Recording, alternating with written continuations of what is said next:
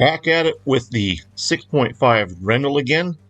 However, this time I'm going to be utilizing a new bullet, the 100 grain TTSX. Now I'm pushing this a lot faster, but I only put 2 rounds over the chronograph, so my ES was a little bit high, and we'll see.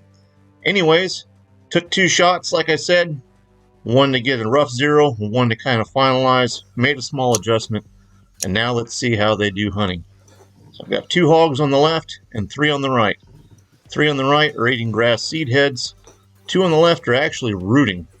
It had recently rained in the area, and since these 2 are tearing up the ground, they're going to be my first targets. I'm not going to try to get any closer because we've got a skunk right there, and I don't feel like going home and stinking the rest of the night and probably for the next several days. So right now I'm just going to wait for a good broadside shot. We're going to go and see how this bullet is going to do. And I think that's coming up right here.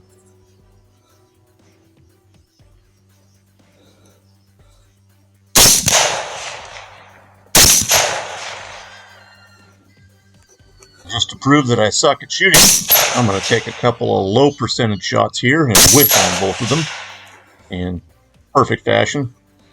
Now I'm trying to pick up heat signatures from down hogs and tall grass. Well, let's see if I was able to actually get both of these hogs to stop this time. And spoiler alert, I was able to recover both hogs this time. A 190-pound boar and a 155-pound sow. The sow was the first shot, and you can see here as I cut over to the last frame before the shot, the bullet was headed at the junction of the shoulder and the spine. Now taking a look at the exit side first, it was actually a pretty good size hole that I could stick my pinky finger in, but I used grass instead for the photo.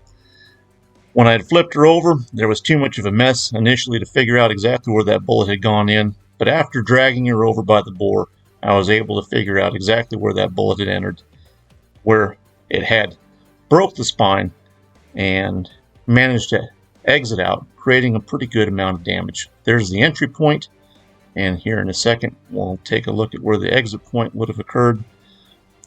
And regardless, we have a downed hog. Now, the boar did require a finishing shot. It was still alive when I walked up. So you'll see here in just a second that there's actually 2 entry points, one of which I drew a little line, was a diagonal finishing shot. And that did do the trick. However, the initial shot that stopped the hog's progress and put him down did have an exit. So, how has the 100 grain TTSX done for me so far? Well, it's a small sample size, but I'm pretty happy with the results. And that's going to be it for my night.